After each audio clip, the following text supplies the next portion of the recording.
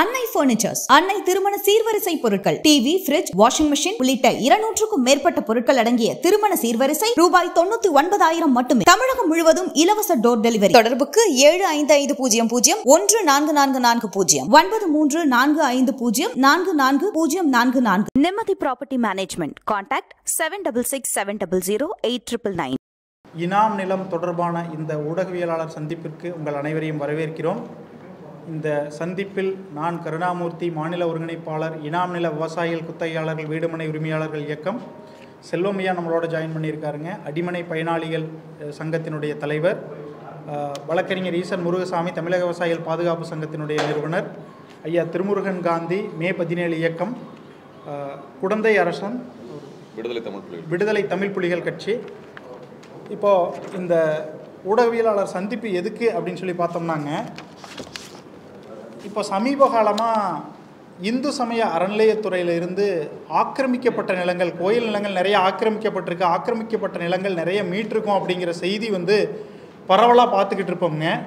ஆனால் அதில் நிஜமாலுமே கோயிலுக்கு சொந்தமான நிலங்கள் ஆக்கிரமிப்பிலிருந்து அகற்றப்பட்டதா அப்படிங்கிற கேள்வி மிகப்பெரிய கேள்விங்க.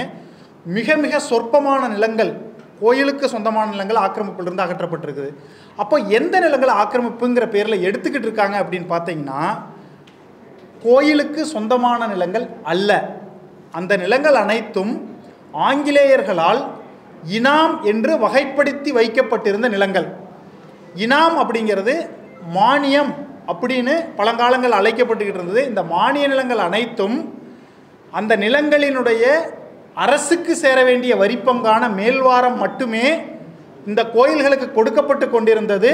அந்த கோயில்களிலும் மேல்வாரம் வாங்கியதற்கான ஆவணங்கள் மட்டுமே இருக்கின்றன. அந்த நிலங்கள் கோயிலுக்கு சொந்தமான நிலங்கள் என்பதற்கு எந்த விதமான ஆவணங்களும் இல்லை.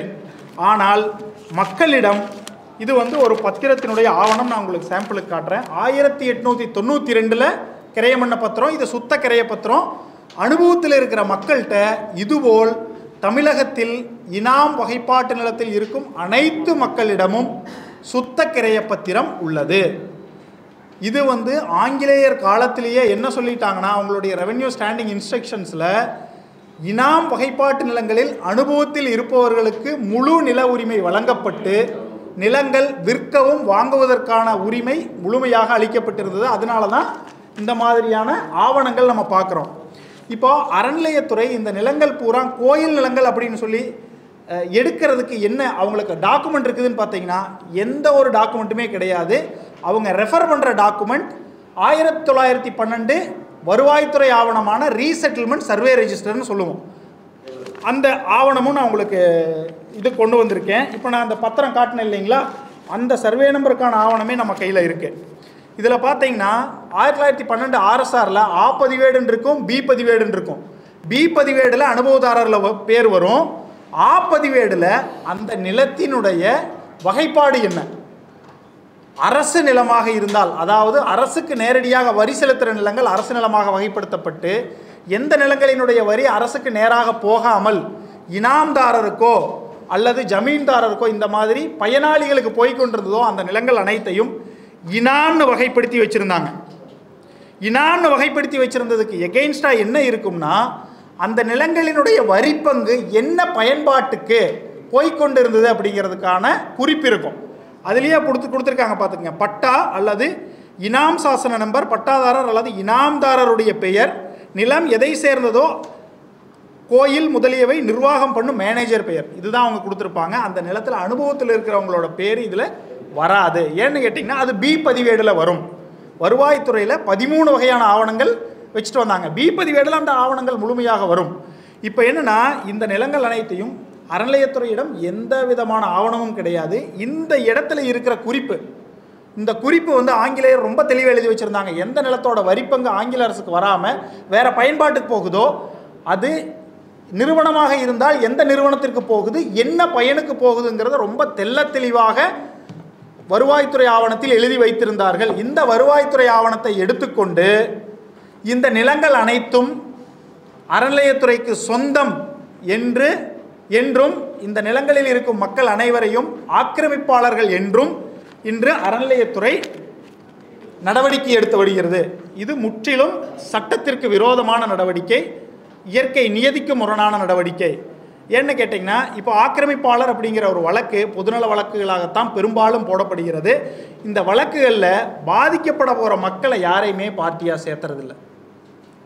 அரசு தரப்பை மட்டுமே பார்ட்டியாக சேர்த்து அரசு தரப்பு எதிர்வாதம் வைக்கிறதே கிடையாது.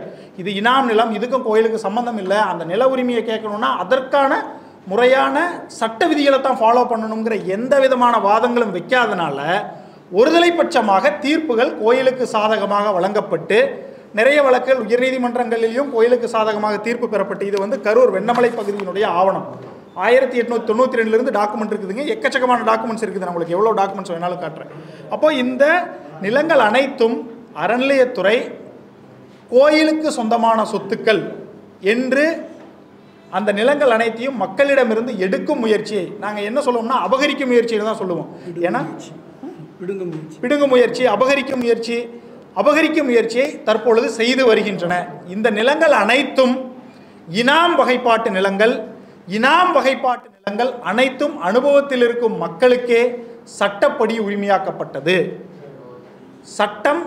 சட்டப்படி உரிமையாக்கப்பட்ட நிலங்களைத்தான் இன்று அறநிலையத்துறை அவர்களுக்கு சொந்தம் என்று கொண்டாடுகிறது. அதற்கு அவர்களிடம் எவ்விதமான ஆவணங்களும் தமிழகத்தில் எம்மூலையிலும் கிடையாது. இந்தியா முழுவதும் இருந்த மானிய நிலங்கள் உழவுவர்களுக்கே உரிமையாக்கப்பட்டு விட்டன. தமிழகத்தில் மட்டும் இதை திரும்ப பிடுங்கும் நடவடிக்கை அறநிலையத்துறை செய்து கொண்டிருக்கிறது. அறநிலையத்துறையை பார்த்து வக்ஃப் வாரியமும் தற்போது அதே செயலில் ஈடுபட்டு கொண்டுள்ளது. ஊடக நண்பர்கள் அனைவருக்கும் வணக்கம்.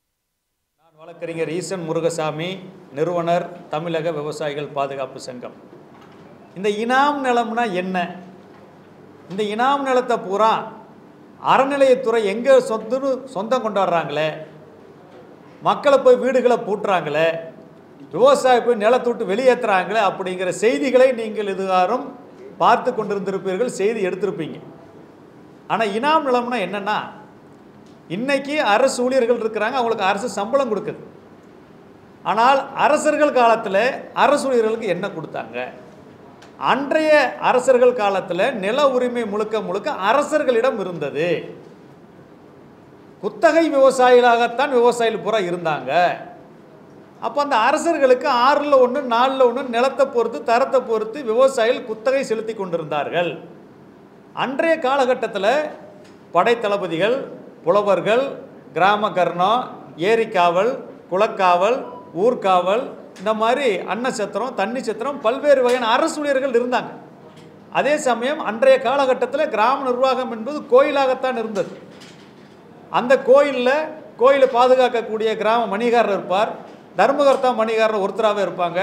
அந்த கோயிலுக்கு பூஜை செய்யக்கூடியவங்க, பூ கட்டக்கூடியவங்க, அங்கே இசைக்கருவிகளை இசைக்கக்கூடியவங்க, தேவதாசிகள், இப்படி கோயிலுக்கு சேவை செய்வதற்கு அரசூழியர்கள் நியமிக்கப்பட்டிருந்தார்கள். இவர்களுக்கெல்லாம் சம்பளம் எப்படி கொடுக்கப்பட்டது அப்படிங்க? ஏன்னா அந்த காலத்தில் வந்து பண்ட பொருளாதாரம், பண பொருளாதாரம் கிடையாது. அந்த பண்ட பொருளாதாரம் இருந்த காலத்தில் ஒரு கிராமத்தில் உதாரணத்துக்கு ஒரு 500 ஏக்கர் இருக்குது அப்படின்னா ஒரு 100 ஏக்கர் ஒதுக்கிடுவாங்க. ஒதுக்கிட்டு அந்த 100 ஏக்கர் இனாம் நிலம் என்று அழைக்கப்படும். அந்த 100 ஏக்கர்லேருந்து அரசாங்கத்துக்கு செலுத்த வேண்டியது 6ல் 1 4ல் 1 குத்தகை பங்கு என்பது நேரடியாக கோவிலுக்கு செலுத்தப்படும். அந்த கோவில் அதை பூரா வாங்கி சமய சார்புடையவங்களுக்கும் சமய சார்பற்றவங்களுக்கும், அதாவது குளக்காவல், ஏரிக்காவல், தண்ணி சத்திரம், அன்னச்சத்திரம், புலவர்கள், படை வீரர்கள், படைத்தளபதிகள், இவங்களும் அந்த கிராமத்தில் இருப்பாங்க. அப்போ அவங்களுக்கு உண்டான பங்கு வீதம்லாம் நிர்ணயிக்கப்பட்டிருந்தது. அதையும் பிரித்து கொடுத்து விட்டு கோயிலுக்காக நியமிக்கப்பட்டவங்களுக்கும் பிரித்து கொடுத்து மேலாண்மை செய்யக்கூடிய இடத்தில் தான் கோவில் நிர்வாகம் தர்மகர்த்தாவும் இருந்தார்கள். ஆக இப்படி அன்றைய அரசு ஊழியர்களுக்காக ஒதுக்கப்பட்ட நிலங்கள் தான் இனாம் நிலம். அதாவது குத்தகை பங்கு இனாமாக கொடுக்கப்பட்டது, நில உரிமை அல்ல. நில உரிமை அரசர்களிடம்தான் இருந்தது. இது 1882 அப்புறம் அப்படியே சேஞ்ச் ஆகுது, மிகப்பெரிய மாற்றம். வெள்ளையர்கள் ஆட்சி காலத்தில் அவங்க என்ன பண்ணுறாங்க, அவங்க நாட்டில் இருந்த மாதிரி நில உரிமையை மக்களுக்கு கொடுத்து விட்டு வரி வசூலிக்கிற முறையை தொடங்குகிறார்கள். 1882 முன்னாடி நாம் எல்லாரும் குத்தகை விவசாயிகள், 1882 அப்புறம் நில உரிமை பெற்ற விவசாயிகள் குத்தகைக்கு பதிலாக வரி செலுத்துகிறோம். ஆக அந்த மன்னர்கள் காலத்தில் சமயச்சார்பற்ற பணிகளுக்கு கொடுக்கப்பட்ட நிலங்கள் தான் இனாம் நிலங்கள். இந்த நிலங்கள் எல்லாமே மிக தெளிவாக இனாம் மானியம்னு சொல்லி 1863 கொண்டு வந்து யாராருக்கெல்லாம் என்னென்ன பயன்பாட்டுக்கு என்னென்ன நோக்கத்துக்கு என்னென்ன பணிக்கு வழங்கப்பட்டதோ அதுக்கெல்லாம் டைட்டில் டீடே கொடுத்துருக்குறாங்க. இந்த இனாம் நிலம் என்பதற்கு பார்த்தீங்கன்னா 1912 ரீசர்வே ரெஜிஸ்டர் மறு நில அளவை என்பது வெள்ளையர்கள் ஆட்சி காலத்தில் இந்தியா முழுவதும் நில அளவை செய்யப்பட்டதில் அரசாங்கத்தோட ஆவணத்தில் எல்லா இடத்துலையுமே ஜீனா கவர்மெண்ட் நிலம், ஐனா இனாம் நிலம். புரிஞ்சுங்க, ஜீனா கவர்மெண்ட் நிலம், ஐனா இனாம் நிலம். கோவிலுக்கு சொந்தமான நிலம் என்பது எங்கேயுமே கிடையாது. அந்த இனாம் நிலங்களை எல்லாம் நாடு சுதந்திரம் அடைகிறது, விடுதலை பெறுகிறது. விடுதலை பெற்றதுக்கு அப்புறம் அரசியலமைப்பு சட்டம் உட்பிரிவு 39 நிலங்களையும் வளங்களையும் அனைத்து மக்களுக்கும் பிரித்தெடுப்பதற்கு மாநில அரசுகள் உரிய ஏற்பாடுகளை சட்டங்களை இயற்ற வேண்டும் என வழிகாட்டுதல் இந்திய அரசியலமைப்பு சட்டத்தில் கொடுக்கப்பட்டிருக்கு. அதன் அடிப்படையில் இந்தியா முழுவதும் இருக்கக்கூடிய 3 கோடி ஏக்கருக்கும் மேற்பட்ட இனாம் நிலங்களை அனைத்து மாநிலங்களிலும் 200க்கும் மேற்பட்ட இனாம் ஒழிப்பு சட்டங்கள் இயற்றப்பட்டு எல்லா மாநிலங்களும் உழுது கொண்டிருந்த மக்களுக்கு, குடியிருந்து கொண்டிருந்த மக்களுக்கு நில உரிமை பட்டா வழங்கப்பட்டது. இது நிலச்சீர்திருத்தம் என்று பெயர். ஜமீன்தாரி முறை ஒழிப்பு, நில உச்சவரம்பு, பூமிதான இயக்கம், இது போன்ற நிலச்சீர்திருத்த வகையில் இனாமை ஒழித்து விட்டு ரைத்து வாரியாக மாற்றியதும் ஒரு முறை. இந்த முறையில் மட்டும் பார்த்தீங்கன்னா இந்த சட்டங்களுக்கெல்லாம் சிறப்பு பாதுகாப்பு கொடுப்பதற்காக இந்திய அரசியலமைப்பு சட்டம் அட்டவணை 9 பாதுகாப்பு கொடுக்கப்பட்டிருக்கிறது. ஏனெல்லாம் அரசியலமைப்பு சட்டம் வழிகாட்டின் அடிப்படையில் செய்யப்பட்ட நிலச்சீர்திருத்தத்தின் ஒரு பகுதி தான் இனாம்தாரி முறையை ஒழித்துவிட்டு ரைத்து வாரி முறையை கொண்டு வந்தது. அப்போ இந்த நிலங்கள் எல்லாம் 1948 எஸ்டேட் அபாலிஷன் ஆக்ட், 1963 மேஜர் இனாம் அபாலிஷன் ஆக்ட், மீண்டும் மைனர் இனாம் அபாலிஷன் ஆக்ட், 3 வகையான இனாம் ஒழிப்பு சட்டங்களை கொண்டு வந்து அந்த இனாம் ஒழிப்பு சட்டங்களில் அந்த நிலத்தை இனாம் நிலங்களை உழுது கொண்டிருந்த குடியிருந்து கொண்டிருந்த மக்களுக்கு செட்டில்மெண்ட் தாசாரை போட்டு அரசாங்கமே பட்டா கொடுத்துருக்குது. அன்றைக்கு பட்டா வாங்காமல் விழிப்புணர்வு இல்லாமல் விடுபட்டவர்களும் இருக்கிறார்கள். அப்படி விடுபட்டவங்களுக்கு சமீபத்தில் குஜராத் அரசு, கர்நாடக அரசு, ஆந்திர அரசு, இந்த 3 அரசுகளும் விடுபட்டவர்களுக்கு மீண்டும் பட்டா கொடுக்கிற பணியை தொடங்கி இருக்கிறார்கள். ஆனால் தமிழ்நாட்டில் இனாம் நிலங்கள் அனைத்தும் எங்களுக்கு சொந்தம். தமிழ்நாட்டில் மட்டும் பார்த்தீங்கன்னா 12 லட்சம் ஏக்கர் இனாம் நிலங்கள் இருக்கிறது. இந்த 12 லட்சம் ஏக்கர் இனாம் நிலங்கள் எங்களுக்கு சொந்தம். ஐயோ கோயில் நிலம் கொல்ல போகுது, கோயில் சொத்தை கொள்ளையடிக்கிறாங்க அப்படின்னு சில நபர்கள் கூவிக்கொண்டு இருக்கிறார்கள். அரசை தவறாக வழிநடத்துகிறார்கள், சமூகத்தை தவறாக வழிநடத்துகிறார்கள். இப்படிலாம் நடத்தி நடத்தி நடத்தி ஒரு பொய்யை திரும்ப திரும்ப சொன்னால் உண்மையாயிருமே அப்படிங்கிற கோட்பாட்டில் எந்த நிலத்தை பார்த்தாலும் இது கோவில் நிலம், இது கோவில் நிலம், இது கோவில் நிலம்னு சொல்லி சொல்லி இனாம் நிலங்களை பூரா சட்டத்துக்கு எதிராக, அரசு ஆவணத்திற்கு எதிராக இனாம் நிலத்தை பூரா 12 லட்சம் ஏக்கர் நிலத்தை கோயில் நிலம்னாவே கற்பனையிலே மாற்றிட்டான். இன்றைக்கி அதை பூரா என்ன பண்ணுறாங்க, அறநிலைத்துறை போய் கல் நட்டுறாங்க, போர்டு வைக்கிறாங்க, 6000 கோடி ரூபாய் மதிப்பு நிலத்தை மீட்டாச்சுன்னு அறநிலைத்துறை அமைச்சர் அவர்கள் சொல்கிறார்கள். இவை எல்லாமே இனாம் நிலங்கள். அப்போ கோவிலுக்கு நிலமே இல்லையா? கோவில் நிலம் எங்கே இருக்குது? இருந்துச்சாமே அப்படின்னு நீங்கள் கேட்கலாம். கோவில் நிலம் என்ற ஒரு வகைப்பாடு இருக்கிறது. அது எப்போனா 1802க்கு முன்னாடி நில உரிமை நமக்கு இல்லை. 802 தான் நில உரிமை நம்மளுக்கு வழங்கப்படுது. வழங்கப்பட்டதுக்கப்புறம் பத்திரப்பதிவுத்துறை 1863 ஏற்படுத்தப்படுது. பத்திரப்பதிவுத்துறை ஏற்படுத்தப்பட்ட பின்பு நிறைய நன்கொடையாளர்கள், தனிநபர்கள் எல்லாரும் இந்த திருப்பதி கோயிலுக்கு, பழனி கோயிலுக்கு, குலதெய்வம் கோயிலுக்கு, உள்ளூர் விநாயகர் கோயிலுக்கு, மாரியம்மன் கோயிலுக்கு, நிறைய கோயிலுக்கு தன்னுடைய நிலத்தோட ஒரு பகுதியை 2 ஏக்கர் 3 ஏக்கர் இப்படி எழுதி வச்சிருக்கிறாங்க. இந்த மாதிரி எழுதி வச்ச நிலம் மட்டும் தமிழ்நாட்டில் 1.25 லட்சம் ஏக்கர் நிலம் இருக்கு. இதுதான் கோவில் நிலம். நில உரிமை தனிப்பட்ட முறையில் சமூகத்திற்கு, மக்களுக்கு வழங்கப்பட்டதற்கு பின்பு மக்கள் தனிப்பட்ட முறையில் கோவிலுக்கு கொடுத்ததான் கோவில் நிலம். இந்த நிலத்தில் இருக்கக்கூடிய வாடகைக்கு இருக்கிறவங்கள, குத்தகைக்கு இருக்கிறவங்கள பராமரிக்கிறதுக்கு மேலாண்மை செய்வதற்காகத்தான் இந்து சமய அறநிலைத்துறை சட்டம். ஆனால் இவங்க என்ன பண்ணுறாங்க, இனாம் நிலத்தையும் எங்களுக்கு தான் சொந்தம்னு சொல்லி இந்த ஒரு நிலைப்பாடை தவறுதலாக எடுத்து இன்னைக்கு நில அபகரிப்பு வேலையை தொடங்கி இருக்கிறார்கள். இது தமிழ்நாட்டில் 30 லட்சம் மக்களை மிக கடுமையாக பாதிக்கக்கூடிய செயல். இந்தியாவில் இருக்கக்கூடிய இனாம் நிலங்களை உழுது கொண்டிருக்கக்கூடிய மக்கள் எல்லாம் நில உரிமையாளர்களாகிவிட்டார்கள். வாங்குறாங்க, விற்கிறாங்க. தமிழ்நாட்டிலையும் கடந்த 4 வருஷத்துக்கு முன்னாடி வரைக்கும் ஐயா கருணாமூர்த்தி காட்டின மாதிரி விற்பனை ஆவணம் இருக்கு, பாகப்பிரிவினை இருக்கு, தானம் இருக்குது, பட்டா எங்க பேர்ல இருக்குது. இன்னைக்கு என்ன பண்ணியிருக்காங்கன்னா பட்டாவை பூரா ரத்து பண்ணிட்டு ஒரே ராத்திரியில் கோயில் பேர்ல ஏற்றிடுறாங்க. ஒரு பட்டாவை வந்து ஒருத்தர் பேர் இருக்குது இன்னொரு பேருக்கு மாற்றணும்னா அவருக்கு நோட்டீஸ் கொடுக்கணும், விசாரிக்கணும்னு பட்டா பாஸ்புக் ஆக்ட் சொல்லுது. ஆனால் அதெல்லாம் செய்யறதே இல்லை. எங்கள் நிலத்தை என்ன பண்ணுறாங்க, பத்திரப்பதிவுத்துறையில் இப்போ ஜீரோ வேல்யூ பண்ணியிருக்காங்க. நிலத்தை விற்க முடியாது, வாங்க முடியாது. ஜீரோ வேல்யூ பண்ணுறதுக்கு முன்னாடி அரசு நிலத்துக்கு மட்டும்தான் பண்ண முடியும், இனாம் நிலத்துக்கு பண்ணவே முடியாது. பட்டா கொடுத்த இனாம் நிலத்தையும் இன்னைக்கு ஜீரோ மதிப்பு செய்திருக்கிறார்கள். ஆக அங்கே இன்னைக்கு விவசாய நிலமாக இருந்தெல்லாம் நகர்ப்புற விரிவாக்கத்தில் நிறைய டிடிசிபி அனுமதி பெற்ற வீட்டு மனைகள் லட்சக்கணக்கான மக்களில் ஒரு குருவி சேர்க்கிற மாதிரி சேர்த்து ஒரு சென்ட் 2 சென்ட் 2.25 சென்ட் வாங்கி வீடு கட்டி குடியிருக்கிறாங்க. அவங்க வாழ்நாள் சேமிப்பு அந்த ஒரு சொத்து தான். வீட்டை பூரா பூட்டியிருக்கிறாங்க, மின்சார இணைப்பு கொடுக்கறதில்ல. இன்னைக்கு பலாயிரம் மக்கள், தமிழ்நாட்டில் 30 லட்சம் மக்கள் இதனால் பாதிக்கப்பட்டிருக்கிறார்கள். இந்த வேலையை அறநிலையத்துறை தொடர்ச்சியாக செய்து கொண்டிருக்கிறது. இந்த நிலம் அப்படிங்கிற சப்ஜெக்ட் மாநில அரசுக்கு சொந்தமானது. நிலம் அப்படிங்கிறது மாநில அரசு, வருவாய்த்துறை தான் இதையெல்லாம் சட்டத்தை கொண்டு வந்தது, பட்டா கொடுத்தது, நிர்வகிக்கிறது. நிலத்தை எதுக்கு வேணாலும் பொது பயன்பாட்டுக்கு எடுத்து கொடுக்குற வேலை செய்ய வேண்டியது வருவாய்த்துறை.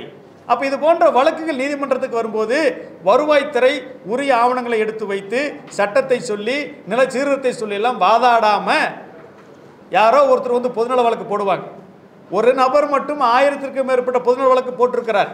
அந்த பொதுநல வழக்கு எப்படி போடுவார்னா, ஏதாவது ஒரு கோயிலுக்கு போனேன், அந்த கோயில் பாலடைஞ்சு கிடந்தது, பராமரிக்கிறதுக்கே காசு இல்லை, விளக்கு போடக்கூட அந்த காசு இல்லை, ஆனால் இந்த கோயிலுக்கு மன்னர்கள் காலத்தில் 500 ஏக்கர் கொடுத்துருந்தாங்களாமா, இந்த கிராமத்தில் இருக்காமா, இதெல்லாம் மீட்டெடுக்குன்னு ஒரு மனுவை போடுவார்.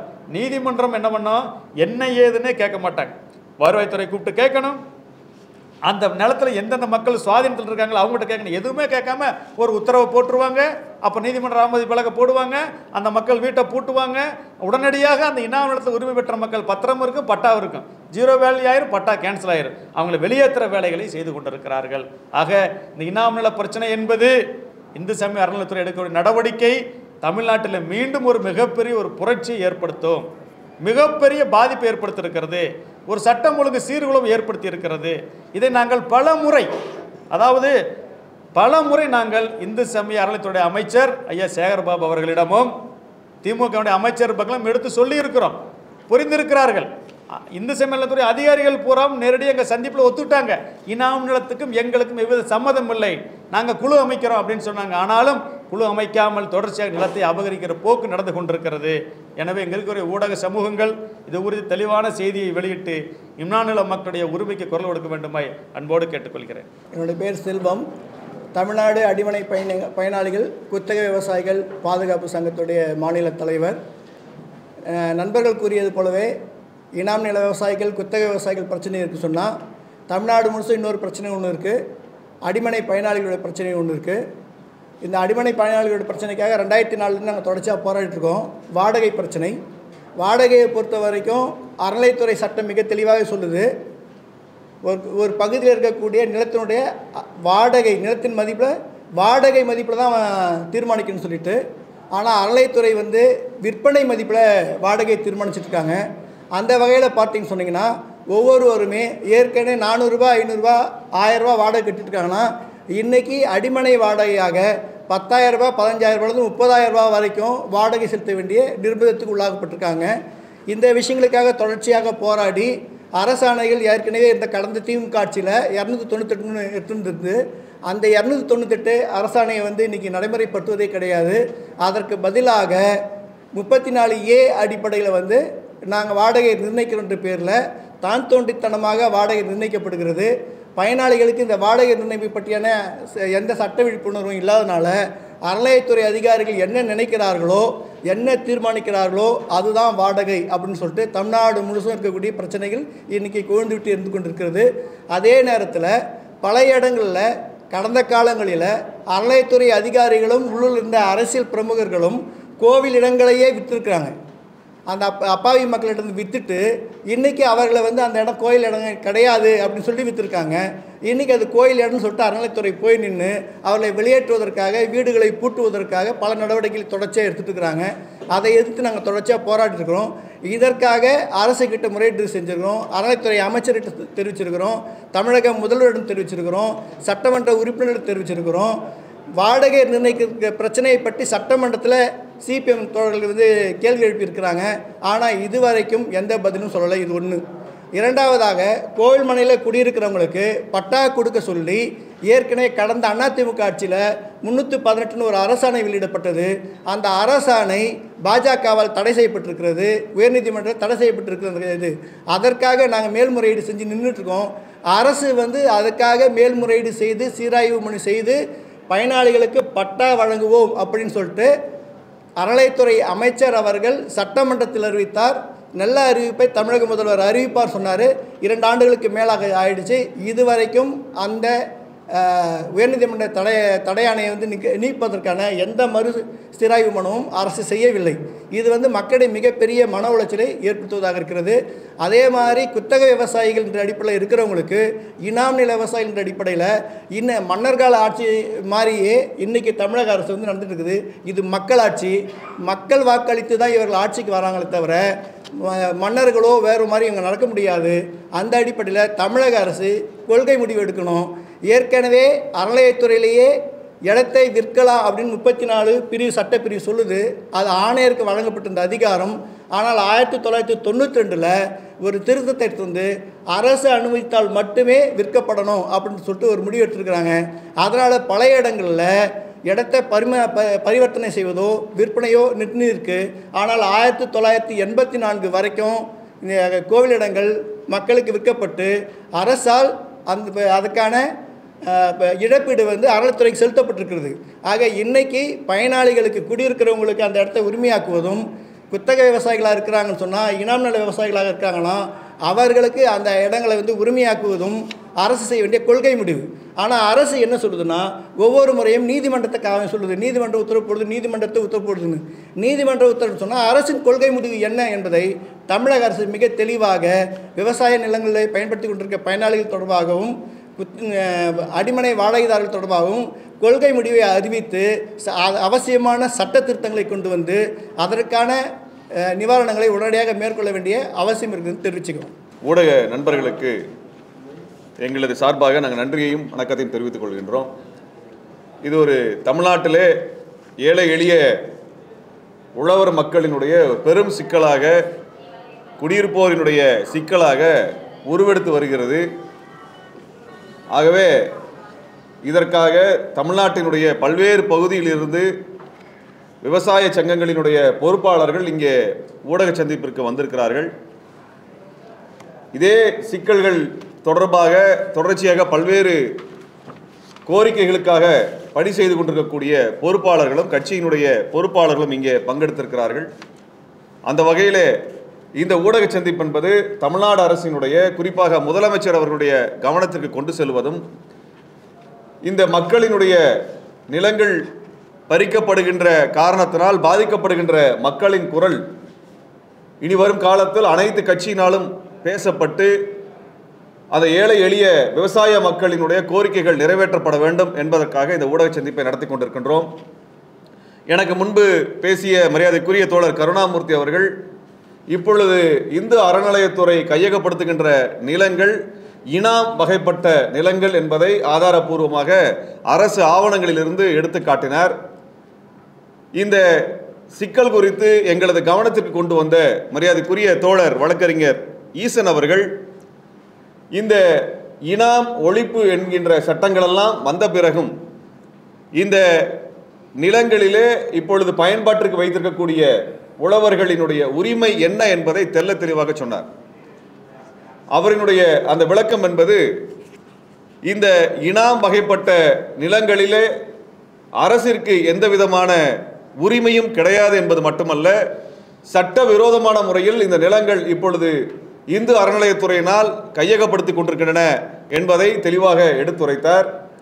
தோழர் செல்வம் அவர்கள், மார்க்சிஸ்ட் கம்யூனிஸ்ட் கட்சியினுடைய தோழர், இந்த ஏழை எளிய மக்களினுடைய பயன்பாட்டில் இருக்கக்கூடிய நிலங்களுக்கு அரசே அதற்குரிய பட்டாவை வழங்கி அவர்களை உரிமைதாரராக மாற்ற வேண்டும் என்கின்ற கோரிக்கையை மீண்டும் நினைவுபடுத்தியுள்ளார். இது குறித்தான வாக்குறுதிகள் சட்டமன்றத்தில் கொடுக்கப்பட்டும் அது நிறைவேற்றப்படவில்லை என்று அரசிற்கு நினைவுபடுத்தியுள்ளார். மேலும் நாங்கள் இந்த கோரிக்கை வலுப்படுத்தும் விதமாக இந்த இனாம் என்கின்ற இந்த வகைப்பாடு என்பது குறிப்பாக அரசர் காலத்தில் உயர் சாதிகளாக அறியப்படுகின்ற பார்ப்பனர்களினுடைய பயன்பாட்டிற்கு கொடுக்கப்பட்டது, கோவில்களினுடைய பயன்பாட்டிற்கு கொடுக்கப்பட்டது என்று அறிஞர் அண்ணா அவர்கள் இந்த இனாம் வகைப்பட்ட நிலத்தை ஒழித்து ஏழை எளிய மக்களுக்கு பிரித்து கொடுக்க வேண்டும் என்று ஒரு வரலாற்று சிறப்பு மிக்க புத்தகத்தை, கட்டுரையை வெளியிட்டிருந்தார். அது ஜமீன் இனாம் ஒழிப்பு என்கின்ற பெயரிலே புகழ்பெற்ற ஒரு கட்டுரையாக வந்திருந்தது. இது திராவிடர் இயக்கத்தினுடைய நில சீர்திருத்தம், நில உரிமை சம்பந்தமான ஒரு கொள்கை பிரகடனமாக அறிஞர் அண்ணா அவர்கள் இதை ஆவணப்படுத்தியிருந்தார். அவர் 1940களிலே வெளியிட்ட இந்த கட்டுரையிலே அவர் சொல்லுகிறார், இனாம் நிலங்கள் என்பது பார்ப்பனர்களுடைய பயன்பாட்டிற்கும் மற்றும் புண்ணிய காரியம் என்று சொல்லப்பட்ட பூந்தோட்டம், சாவடி, சத்திரம், வேத பாடசாலை மற்றும் கோயில், மடம் ஆகியவற்றின் காரியத்திற்காக இனாம் நிலங்கள் பயன்படுத்தப்பட்டது. இதில் கோயில் நிலங்கள் இந்த இனாமா கொடுக்கப்பட்டதில் கடவுள் காரியத்திற்காக கொடுக்கப்பட்ட இனாம்கள் எண்ணிக்கை கிட்டத்தட்ட 79,000 இனாம்கள் கொடுக்கப்பட்டிருக்கின்றன. அதே சமயத்தில் சத்திரம், சாவடி, பூந்தோட்டம், கிணறு போன்றவற்றை பராமரிப்பதற்காக கொடுக்கப்பட்ட இனாம்களின் எண்ணிக்கை 5600 என்று அறிஞர் அண்ணா எழுதுகிறார். கிராமத்து மராமத்து, நீர்ப்பாசனம், அணை கட்டுவது, குளம் கட்டுவது, இதுக்கு 6900 இனாம்கள் கொடுக்கப்பட்டிருக்கிறது. கிராமத்தினுடைய காவல் வேலைக்காக கொடுக்கப்பட்ட இனாம்கள் 14,800 இனாம்கள் கொடுக்கப்பட்டிருக்கிறது. கிராமத்து ஊழியர்களுக்காக கொடுக்கப்பட்ட இனாம்கள் 6,300. ஆனால் பார்ப்பனர்கள், உயர் சாதியை சார்ந்தவர் பார்ப்பனர்கள் கொடுக்கப்பட்ட இனாம்கள் 2,54,000 இனாம்கள் கொடுக்கப்பட்டிருக்கின்றன. ஒட்டுமொத்தமாக 3,67,427 இனாம்களில் 2,54,473 இனாம்கள் பார்ப்பனர்களுக்கு இருக்கின்றன என்று அறிஞர் அண்ணா அவர்கள் இதை வெளிப்படுத்தியிருக்கிறார். இந்த இனாம் நிலம் என்பது இப்பொழுது யாருக்கு சொந்தம் என்று அறிஞர் அண்ணா சொல்லி தெளிவடைந்த பிறகும் கூட இந்த இனாம் நிலம் கையகப்படுத்துவது என்பது இந்து அறநிலைத்துறை இந்த இனாம் நிலங்களை எல்லாம் இந்த 3,60,000 இனாம்களிலே இவற்றை எல்லாம் கையகப்படுத்தினால் இதில் பெருமளவில் 2,50,000 இனாம்கள் பார்ப்பனர்களுக்கு சொந்தமான இனாம்களாக இருக்கின்றன. அப்போ இதையெல்லாம் நீங்கள் கோவிலுக்கு கொண்டு வந்துட்டு இந்து அறநிலையத்துறை ஒழிக்க வேண்டும், அதை எங்களிடத்தில் ஒப்படைக்க வேண்டும் என்று பாரதிய ஜனதா கட்சியும் இந்து முன்னணி போன்ற அமைப்புகள் எல்லாம் கோரிக்கை வைத்துக் கொண்டிருக்கின்றன. இப்படிப்பட்ட நிலைமையிலே இந்த இனாம் நிலங்கள் யாரிடம் பயனாளியாக இருக்கிறது? யார் பயனாளியாக இருக்கிறார்கள்? ஏழை எளிய மக்கள், விவசாயிகள் பயனாளிகளாக இருக்கிறார்கள். இவர்கள் கடந்த காலத்தில் உழைத்த நிலங்கள் தான் இது ஏதோ இந்த கோயிலுக்காகவே கடவுள் உருவாக்கி கொடுத்த நிலம் அல்ல. இந்த விவசாயிகள் உழைத்து கொண்டிருந்த நிலத்தை அரசர்கள் கோவிலுக்கும் பார்ப்பனர்களுக்கும் கொடுத்திருக்கிறாங்க. இதையெல்லாம் ஒழித்து விட்டு யாரெல்லாம் வேலை செய்து கொண்டிருந்தார்களோ அந்த நிலத்தை பயன்படுத்தி கொண்டிருந்த விவசாயிகளுக்கு அந்த நிலங்களை கொடுக்க வேண்டும் என்று அறிஞர் அண்ணா தெளிவாக சொன்னார். அந்த அடிப்படையில் நிலச்சீர்திருத்த சட்டம் எல்லாம் இப்பொழுது அந்த மக்கள் அந்த நிலத்தை பயன்படுத்தி கொண்டிருக்கிறார்கள். இந்த இடத்துல எதற்காக இந்து அறநிலையத்துறை இப்பொழுது இந்த நிலங்களை மீண்டும் கையகப்படுத்துகிறது என்கின்ற கேள்விக்கு திமுக அரசு பதில் சொல்ல வேண்டும். எதற்காக இனாம் நிலங்களை இந்து அறநிலையத்துறை இப்பொழுது கையகப்படுத்துகிறது? என்ன காரணம்? இருக்கிற கோவில்களை நிர்வாகம் செய்வது என்பதற்காக இந்த அறநிலையத்துறை உருவாக்கப்பட்டிருக்கிறது. அதற்குரிய அடிப்படை சட்டத்தை உருவாக்கி கிட்டத்தட்ட 108 வருடங்கள் 2 நாட்களுக்கு முன்பு கொண்டாடினோம் நாம். அப்ப இந்த அறநிலையத்துறை என்பது இருக்கக்கூடிய கோவில்கள் நிர்வகிப்பதற்காக உருவாக்கப்பட்டது. இப்ப அடுத்த கட்டம் எந்த இடத்துக்கு போயிருக்கிறாங்கன்னா, இனாம் என்கின்ற முறை ஒழிக்கப்பட்டு, இது திராவிடர் இயக்கத்தினுடைய மிகப்பெரிய போராட்டம். அதுல இந்த இனாம் ஒழிப்பு சட்டம் வந்த பொழுது, ஜமீன் ஒழிப்பு சட்டம், இனாம் ஒழிப்பு சட்டம், 2 சட்டம் வருகிறது. ஜமீன் ஒழிப்பு சட்டத்திற்கு எல்லோரும் ஆதரவு தருகிறார்கள். ஆனால் இனாம் ஒழிப்பு சட்டம் வந்த உடனே உயர் சாதிக்காரர்கள், பார்ப்பனர்கள் எல்லாரும் ஒன்று கூடி இதற்காக வழக்கு நடத்துகிறார்கள். இங்கே கவர்னரிடம் செல்லுகிறார்கள். கவர்னர் இதற்கு அனுமதி இல்லை, ஆகவே இந்த சட்டம் செல்லுபடியாகலாம் என்று சொன்ன உடனே வைஸ்ராயை சென்று பார்க்கிறார்கள். அவரிடமும் செல்லுபடியாகவில்லை என்ற உடனே காங்கிரஸ் கட்சியின் தலைமை சென்று பார்க்கிறார்கள் என்று அறிஞர் அண்ணா தெளிவுபட எழுதியிருக்கிறார். இப்படிப்பட்ட ஒரு பின்னணியில், ஒரு சமூக நீதி பின்னணியில் இந்த இனாம் என்பதை இந்த உயர் சாதிகளுக்கான நிலமாக பயன்பாட்டிற்கு இருக்கக்கூடிய நிலம், இது மக்களுக்கு வர வேண்டும் என்று ஒரு எழுச்சி குரலை அறிஞர் அண்ணா எழுப்பியிருக்கிறார். அந்த இடத்துல இந்த இனாம் நிலத்தை எல்லாம் கோவிலுக்கு கொண்டு வந்து அதனுடைய வாடகையெல்லாம் உயர்த்தி அல்லது அந்த மக்களை எல்லாம் வெளியேற்றி இந்து அறநிலையத்துறை என்ன சாதிக்க போகிறது என்பதை தெளிவுபடுத்த வேண்டும். இந்து அறநிலையத்துறை இந்த இடத்தை என்ன செய்ய போறீங்க? எல்லா இடத்துலையும் வாடகைக்கு விட்டு காசை எடுத்து கோவில்களிலே யாருக்கு செலவு செய்ய போகிறீர்கள்? எதற்காக? மக்கள்கிட்ட பயன்பாட்டில் இருந்தது என்றால், விவசாயிகள் இந்த நிலத்தில் உழைக்கிறார்கள் என்றால் அந்த விவசாய நிலத்திலிருந்து வரக்கூடிய உற்பத்தி பொருட்கள் மக்கள் பயன்பாட்டுக்கு வருகிறது, அரசுக்கு பயன்படுகிறது, மக்களுக்கு பயன்படுகிறது, மக்களினுடைய உழைப்பிற்கு, மக்களுடைய சுகாதாரத்துக்கு, ஆரோக்கியத்துக்கு பயன்படுது. அதையெல்லாம் பிடுங்கிட்டீங்கன்னால் மக்கள் வாழ்வாதாரம் என்னவாகும்? இத்தனை லட்சம் ஏக்கர், கிட்டத்தட்ட 13 லட்சம் ஏக்கர் நிலம் எடுக்கப்படுகிறதுங்க. ஒரு தனி நாடு அளவுக்கு எடுக்கிறாங்க. இப்ப ஒரு நாடோட சைஸுக்கு இப்ப இவங்க நிலத்தை கையகப்படுத்துகிற, நிலத்தை அபகரிக்கின்ற வேலையை இந்த அறநிலையத்துறை ஏன் எடுக்கிறது என்பதை திமுக அரசு தெல்ல தெளிவாக விளக்க வேண்டும். இது இனாம் வகைப்பட்ட நிலங்கள் ஏற்கனவே இது போல பறிக்கப்பட்டிருந்தால் உடனடியாக திருப்பி கொடுக்கப்பட வேண்டும். தமிழ்நாட்டில் இருக்க இன்னொரு பெரிய சிக்கல் என்னன்னா, ஏழை எளிய மக்களுக்கு பட்டா கொடுக்கறதே கிடையாது, அவங்களுக்கு பட்டா கொடுக்கறதே கிடையாது. அப்புறம் பதிவு செய்யப்படாத பட்டா இல்லாத நிலங்கள் என்று அரசே வேற ஏதாவது காரணத்தை சொல்லி, பல்வேறு காரணங்கள், ஆற்றுக்கு அருகிலே ஆக்கிரமித்திருக்கார் என்று சொல்லி ஆற்றில் தள்ளி இருக்கக்கூடிய அவருடைய வீடுகளை அப்புறப்படுத்துவது, குளக்கரையிலிருந்து அப்புறப்படுத்துவது என்று தொடர்ச்சியாக ஏழை எளிய மக்கள், பட்டியல் சமூக மக்கள், மிக பிற்படுத்தப்பட்ட சமூக மக்கள், பிற்படுத்தப்பட்ட சமூக மக்கள், இவர்களுடைய நிலங்களை எல்லாம் எடுத்துக்கொண்டே இருக்கிறார்கள் அரசு அதிகாரிகள். எடுத்துட்டே இருக்கிறார்கள். ஆனால் இந்த நீர்நிலையில் இருக்கக்கூடிய அரசு கட்டிடங்களுக்கு அப்புறப்படுத்துவதற்கு உடனடி எந்த விதமான தடையும் கிடையாது. அப்ப இப்படிப்பட்ட ஒரு மோசமான தமிழ்நாட்டில் ஏற்கனவே நிலம் இல்லாமல் தமிழன் இத்தனை ஆண்டு காலம் வாழ்ந்து கொண்டிருக்கிறான்.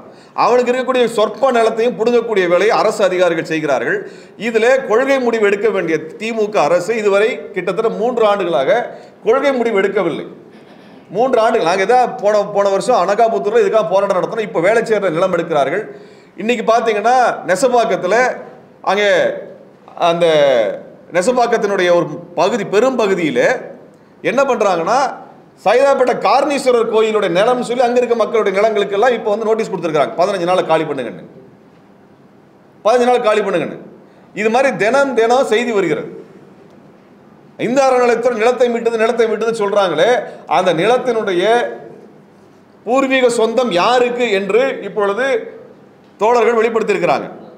இதற்கு உரிய பதில் வரணும். தமிழ்நாட்டிலே எதிர்க்கட்சி என்று ஒன்று இருக்கிறதா என்று எங்களுக்கு தெரியல. அவர்கள் இது குறித்து கேள்வி எழுப்ப வேண்டியது இருக்கிறது. இங்க இருக்கிற தோழமை கட்சிகளும் இதற்கு குறித்து கேள்வி எழுப்ப வேண்டியிருக்குது. என்னன்னால், இது அதிகாரிகள் ஒரு விஷயத்தை உருவாக்குறாங்க, மக்களால் தேர்ந்தெடுக்கப்பட்ட அமைச்சர் பெருமக்கள் இது குறித்து கேள்வியை எழுப்பாமல் இதை நடவடிக்கை எடுக்கக்கூடிய இடத்துக்கு போகிறார்கள். இது மக்களுக்கு பெரும் துயரத்தை கொடுத்து கொண்டிருக்கிறது. ஆகவே இந்த இனாம் ஒழிப்பு என்று கொண்டு வந்ததற்கு பிறகு இனாம் வகைப்பட்ட நிலங்களில் இருக்கக்கூடிய ஏழை எளிய மக்களை வெளியேற்றுவது என்பது சமூக நீதிக்கு எதிரானது. அதே மாதிரி நீங்க ஒருவேளை கோயில் நிலம் தான், இனாம் நிலம் கிடையாதுன்னு சொன்னீங்கன்னால் அந்த இடத்தில் வசிக்கக்கூடிய மக்களுக்கு அந்த நிலத்தை ஒப்படையுங்கள். அந்த நிலத்தை ஒப்படைங்கள். எந்த சாமியை இந்த நிலமெல்லாம் கோயிலுக்கு வேணும்னு கேட்கல. எந்த சாமிக்கு உலகமே சொந்தனதுக்கு அப்புறம் ஒரு ஏக்கர் 2 ஏக்கர் நிலத்தை சாமி என்ன பண்ண போகுது? சாமி என்ன பண்ண போகுது? அதுக்கு மேல கோயிலுக்கு ஏதாவது செலவு பண்ணா நீங்க அரசாங்க வரி பணத்துல இருந்து அதுக்கான இது போட்டு நீங்க செலவு பண்ணிட்டு போங்க. மக்களை வீட்டை விட்டு வெளியேற்றி, விவசாய நிலத்தை விட்டு வெளியேற்றி அப்படி கோயிலுக்கு கொண்டு போய் குடமுழுக்கு பண்ணி என்னத்தை சாதிக்க போறாங்கன்னு எனக்கு தெரியல. ஆக கோவில் நிலம் என்று ஒன்று இருந்து அதில் ஏழை எளிய மக்கள், சாமானிய மக்கள் ஆக்கிரமிப்பாளர் என்று கண்டறியப்பட்டால் அந்த மக்களுக்கு அந்த நிலத்தை கொடுப்பதில் எந்த தவறும் கிடையாது. பெரிய கம்பெனிக்காரன் ஆக்கிரமிச்சு தான் வெளியேற்றுங்க, அதெல்லாம் தப்பு கிடையாது. ஆனால் சாமானிய மக்கள் இருந்தால் அவர்கள் வெளியேற்றுவது என்பது சமூக நீதிக்கு எதிரானது என்பதை சமயத்தை தெரிவித்துக் கொள்கிறோம். எப்பவுமே என்ன நடக்குதுன்னால், இப்ப சாமானிய மக்களுடைய வீடுகள் தான் இடிக்கப்படுகிறது. இப்ப அடையாற்றங்கரையில, அடையாறு ஆத்தங்கரையில் இருக்கக்கூடிய வீடுகளை எல்லாம் ஆக்கிரமிப்பு என்கின்ற பெயர்ல அப்புறப்படுத்துறாங்க. ஆனா நீங்க கோயம்பேட்டில இருந்து அண்ணா நகர் போற வழியில பாத்தீங்கன்னா அந்த அடையாறினுடைய கரையில மிகப்பெரிய ஒரு ஹோட்டல் கட்டிருக்கிறாங்க. கட்டி எத்தனை வருஷம் ஆச்சு? கிட்டத்தட்ட 20 வருஷம் ஆச்சு. ஷான் ராயல் ஹோட்டல், பழசு பேர் அதுக்கு, இப்ப என்ன பேருன்னு தெரியல. அந்த ஹோட்டல் ஆக்கிரமிப்பா இல்லையா? ஆம்பா மால் ஆக்கிரமிப்பா இல்லையா? அதன் மீது கை வைக்க அந்த அதிகாரிகள் மறுக்கிறார்கள். ஆனா குடிசைகளை உடனடியே இடிச்சிடுறாங்க. ஈவு இரக்கம் இல்லாமல். கரெக்டா பாருங்க, மழை காலத்துல பிள்ளைங்க அரையாண்டு பரீட்சை எழுதி கொண்டிருக்கக்கூடிய சமயத்துல வீட்டை இடிச்சு ரோட்ல விடுவாங்க. அதிகாரிகள் ஈவு இரக்கம் இல்லாமல் தொடர்ச்சியாக செய்கிறாங்க. அவங்க ஒரு பள்ளிக்காலம் முடிஞ்சு அதுக்கப்புறம் நோட்டீஸ் கொடுத்து வேலையெல்லாம் பண்ண மாட்டாங்க. மழை வரும் பொழுது ரோட்டில் கொண்டு போய் குடும்பத்தை நடுத்தரில் நிறுத்த வைக்கிறது என்பது அதிகாரிகள் செய்கிற வேலை. அந்த அதிகாரிகள் இந்த ஷாப்பிங் மாலுக்கோ அந்த ஹோட்டல்கிட்டலாம் போய் நிற்க மாட்டாங்க. இது யாருமே கேட்கறது இல்லைங்க. ஒவ்வொரு வருஷமும் ஆயிரக்கணக்கான குடும்பங்கள் மழை காலத்தில் அந்த குழந்தைகள் கல்வியை விட்டு ரோட்டுக்கு வந்து நிற்கிறாங்க.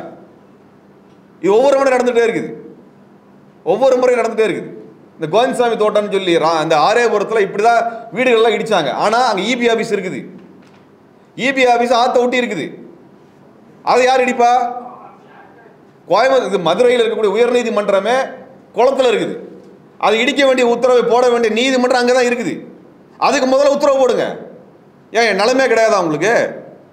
நிலைமையே கிடையாதா? ஏன் அங்கே நீதிமன்றம் நின்னா ஏரி தண்ணியெல்லாம் வேற எங்கேயா போய் சேர்ந்துக்குமா? அது எல்லா கட்டடம் தானே. அப்போ அரசுக்கு நிலத்தை பயன்படுத்துறதுல எந்த முறையும் எந்த முறையும் பின்பற்றுறது இல்லை. அரசு கட்டிடம் அப்புறப்படுத்துறதுக்கு உங்களுக்கு 1000 காரணம் சொல்றீங்க நீங்க. ஆனால் ஏழை எளிய மக்கள் இடிச்சு வெளியே ரோட்டில் நிறுத்திடுறீங்க. முதல்ல நீதிமன்றம் இதை கணக்கில் எடுத்துக்கொண்டு உங்கள் நீதிமன்றம் மதுரை உயர்நீதிமன்றம் குளத்தில் கட்டியிருக்கீங்களா இல்லையா, அதை முதல்ல இடிச்சு வெளியேற்றுங்க. அப்போ நீங்கள் சமூக நீதியை பற்றி பேசுங்க. அப்போ நீதியை பற்றி பேசுங்க. நீங்கள் உங்களுடைய கட்டடங்கள் அரசு கட்டடங்கள் அரசு அதிகாரிகள் தெரிந்து அங்கே கட்டுறாங்க. அதை தடுக்க முடியாத இந்த துறை எப்படி ஏழை எளிய மக்களை மட்டும் குப்பையை போடுற மாதிரி தூக்கி தூக்கி வெளியே வீசுறீங்க? அந்த குழந்தை எங்கே போய் படிக்க போகும்? இவங்க கொடுக்கக்கூடிய ரீசெட்டில்மெண்ட் இடங்கள் எல்லாமே அவங்களோட பகுதியிலேருந்து 30 கிலோமீட்டர் தள்ளி போடுறாங்க. 30 கிலோமீட்டர் தள்ளி இருக்குது.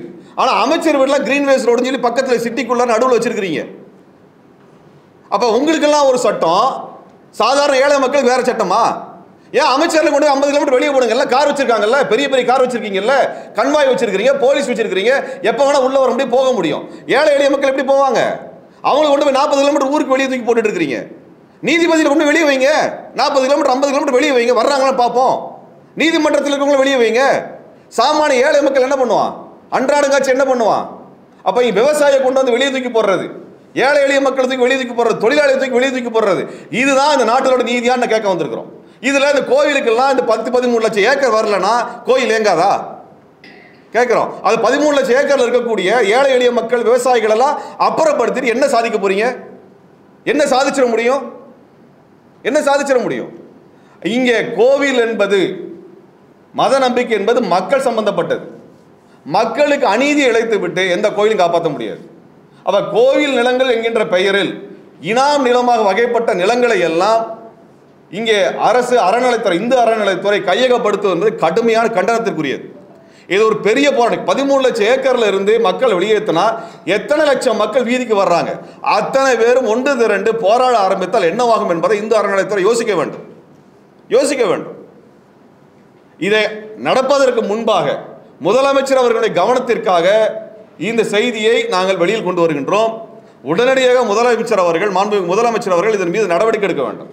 இதுபோல இந்த பட்டா மதிப்புகளை எல்லாம் ஜீரோவாக்கி, பூஜ்ஜியமாக்கி, அதை நிலத்தை விற்கவும் முடியாமல் வாங்க முடியாமல் பண்ணிய அனைத்து உத்தரவுகளையும் ரத்து செய்ய வேண்டும். இந்து அறநிலைத்துறை இதற்கு மேலும் நிலத்தை கையகப்படுத்துவது என்பது உடனடியாக நிறுத்தப்பட வேண்டும் என்கின்ற வேண்டுகோளை நாங்கள் வைக்கிறோம். இது முதல் கட்டமாக நாங்கள் வேண்டுகோளை வைக்கின்றோம். இது தொடரும் என்றால் இதற்கு எதிரான அடுத்த கட்ட ஜனநாயக நடவடிக்கைகளை நாங்கள் அனைவரும் மேற்கொள்ள வேண்டியிருக்கும் என்பதை அனைத்து கட்சிகளினுடைய, இயக்கங்களினுடைய, விவசாய சங்கங்களினுடைய சார்பாக நாங்கள் தெரிவித்துக் கொள்கிறோம். இதுக்கு தமிழ்நாடு முழுக்க எத்தனை பேர் திரட்டணுமோ அத்தனை பேர் திரட்டுவோம். ஏழை எளிய மக்களை அப்புறப்படுத்தாதீங்க. மழை காலத்தில் அல்லது எந்த காலத்திலையுமே இந்த ஆத்தோரத்தில் இருக்கிறவங்க, குளத்தோரத்தில் இருக்கிறவங்களை அப்புறப்படுத்தி கொண்டு போய் குப்பையை போல வெளியே வீசாதீங்க என்பதை இச்சமயத்தில் சொல்லிக்கிறோம். நீதிமன்றம் பொறுப்புணர்வோடு எல்லா ஆர்டரையும் நீதிமன்றங்களில் இருக்கக்கூடிய நீதிபதிகளுக்கு அதிகாரிகள் விளக்குவதில்லை. இதை நீதிபதிகள் கவனத்தில் எடுத்துக்கொண்டு இந்த அதிகாரிகள் ஒரு சார்பாக செயல்படுகிறார் என்பதை கவனத்தில் எடுத்துக்கொண்டு நீதிபதிகள் இந்த ஏழை எளிய மக்களின் சார்பில் என்ன குரல் இருக்கிறது என்பதை பார்க்கணும். ஏனென்றால் இந்த ஏழை எளிய மக்கள் சார்பாக போகக்கூடிய வழக்கறிஞர் ஒரு மிகப்பெரிய பணத்தை கொடுத்தா வழக்கறிஞர் வைப்பதற்கு அவங்க வசதி வாய்ப்பு கிடையாது. அவர்கள் ஏதோ மனு போடுவாங்க. அந்த மனுவோ அந்த வாதமோ வலுவில்லை என்கின்ற காரணத்தை வைத்து அதை தள்ளுபடி செய்யாதீங்க. ஏழை எளிய மக்களால் பல லட்ச ரூபா கொடுத்து ஒரு சீனியர் கவுன்சிலர்லாம் வைக்க முடியாது, ஒரு சீனியர் லாயர்லாம் அங்கே போய் வைக்க முடியாது, அவங்களால முடியாது. ஆனால் அரசாங்கத்தினால் பண்ண முடியுது, பெரிய பெரிய கார்பரேட் கம்பெனி பண்ண முடியுது. அப்போ சீனியர் லாயரா, சீனியர் கவுன்சிலரா, ஜூனியர் லாயரான பார்த்தெல்லாம் அவரோட வாதத்தை பார்த்தெல்லாம் நீதிபதிகள் முடிவெடுக்கக்கூடாது என்று நாங்கள் நீதிமன்றத்திற்கும் மாண்புமிகு நீதிபதி அவர்களுக்கும் நாங்கள் வேண்டுகோள் வைக்கின்றோம். அந்த மெரிட் அடிப்படையில் பார்க்காதீங்க, சமூக நீதி அடிப்படையில் நீதி கொடுங்க. இந்த அதிகாரிகள் முழுவதும் எதிராக இருக்கிறார்கள், அதை நீதிமன்றம் கணக்கில் எடுத்துக்கொண்டு ஆக்கிரமிப்பு அப்படின்னு வந்துட்டாலே அது ஆக்கிரமிப்பாக இருக்குன்னு அவசியம் இல்லை. அது எதுவாக வேணா இருக்கலாம். அங்கே நீதிமன்றத்துக்கு வரக்கூடிய ஆக்கிரமிப்பு வழக்குகள் ஒரு சிலவாக இருக்கின்றன. ஆனால் பெரிய பெரிய கம்பெனிகள் செய்திருக்கக்கூடிய ஆக்கிரமிப்புகளை பற்றி எந்த அதிகாரியும் நீதிமன்றத்துக்கு போறதும் கிடையாது, நீதிமன்ற உத்தரவு வாங்குறதும் கிடையாது. எந்த பெரிய கார்ப்பரேட் கம்பெனியினுடைய ஆக்கிரமிப்பு பற்றி எந்த அதிகாரியாவது நீதிமன்றத்தில் போய் உத்தரவு வாங்கிட்டு வந்து அந்த நீதிமன்றத்தின் உத்தரவின் கீழ் நான் இந்த ஸ்கை வாக்க வைக்கிறேன், இந்த ஷாண்ட்ராயல் ஹோட்டலில் கை வைக்கிறேன் வச்சிருக்காங்களா? ஆனால் குடிசை மீது மட்டுமே எப்படி நீதிமன்ற உத்தரவு வருகிறது? பல்கலைக்கழகம் வருதா? சாஸ்திரா பல்கலைக்கழகம் மேல வருதா? 55 ஏக்கர் எடுத்திருக்கிறாங்க சாஸ்திரா பல்கலைக்கழகம், தடை உத்தரவு வாங்கி அப்படியே கிடக்குது. அதெல்லாம் கிளியரே ஆகாது. ஆனால் ஏழை எளிய மக்கள் வீடு ஒரு வருஷத்துக்குள்ள 6 மாசத்துக்குள்ள உத்தரவு வாங்கிட்டு வர்றீங்க, அதில் இடிச்சு தள்ளிடுறீங்க. அப்போ இப்படிப்பட்ட ஒரு மோசமான நிலை இருக்குது. இப்படி கஷ்டப்படுறவங்க, இது போன்ற வாழ்வை இழந்த, வாழ்வாதாரத்தை இழந்த மக்கள் எல்லாம் வேடிக்கை பார்த்து கொண்டிருக்க மாட்டார்கள். எல்லாருமே ஜனநாயக ரீதியாக எந்த வகையில் அவர் எதிர்ப்பை வெளிப்படுத்த முடியுமோ அப்படி வெளிப்படுத்துவதற்கு முன்பாகவே திமுக அரசும் கூட்டணி கட்சிகளும் இதன் மீதான ஒரு முடிவு எடுத்து, ஜனநாயக முடிவு எடுத்து மக்கள் சார்பில் இவற்றையெல்லாம் உடனடியாக நிறுத்த வேண்டும். இதுவரை கையகப்படுத்தப்பட்ட நிலங்களை திருப்பி அளிக்க வேண்டும். இப்பொழுது எங்கெல்லாம் நோட்டீஸ் சர்வ் பண்ணியிருக்கீங்களோ அதையெல்லாம் திரும்ப பெற வேண்டும் என்பதை இச்சமயத்தில் நாங்கள் தெரிவித்துக் கொள்கின்றோம். இப்போ இருக்கக்கூடிய சிக்கல் என்னன்னா, தமிழ்நாட்டில் பல இடங்களில் தனித்தனியாக இந்த மாதிரி நில எடுப்பது பற்றியான நோட்டீஸ் போயிட்டு இருக்குது, எடுத்துட்டு இருக்கிறாங்க. அதை வாங்கக்கூடிய, பெற்றுக்கொள்ளக்கூடிய நோட்டீஸ் வாங்கக்கூடிய மக்களுக்கு இது குறித்தான முழு விவரங்கள் இல்லை. இப்போ இதன் மூலமாக அவர்களுக்கு ஒரு செய்தி போய் சேருவதன் மூலமாக இப்படிப்பட்ட முறையில் நிலம் எடுக்க முடியாதுங்கிறது முதல் தகவல் அந்த பாதிக்கப்படுற மக்களுக்கு போனோம். ரெண்டாவது, தமிழ்நாட்டினுடைய அரசிற்கு, மாண்புமிகு முதல்வர் அவருடைய கவனத்திற்கு இது போக வேண்டும். ஏன்னா அடிக்கடி நான் என்ன செய்தியை பார்க்குறேன்னா, கோயில் நிலங்கள் மீட்கப்பட்டன, கோயில் நிலங்கள் மீட்கப்பட்டன தான் வருது. அதுக்கு பின்னாடி என்ன பிரச்சனைங்கிறது யாருக்கும் தெரியறதில்லை. இவ்வளோ பெரிய மெஷினரியை எடுத்து, ஒரு பியூரோக்ராட்டிக் மெஷினரியை எதிர்த்து சாமானிய மக்கள் இயங்க முடியாது. அதனால் நாங்கள் முதல்ல இதை கோரிக்கையாக அரசுக்கு வைக்கிறோம். இது அடுத்த கட்டமாக இது போல் எங்கெல்லாம் இது எடுக்கிறாங்களோ அவர் எல்லாருமே வந்தாங்கனால் எல்லாருமே சேர்ந்து இதற்கான நடவடிக்கை, கூட்டு நடவடிக்கை எடுப்பதாக இருக்கிறோம். ஒரு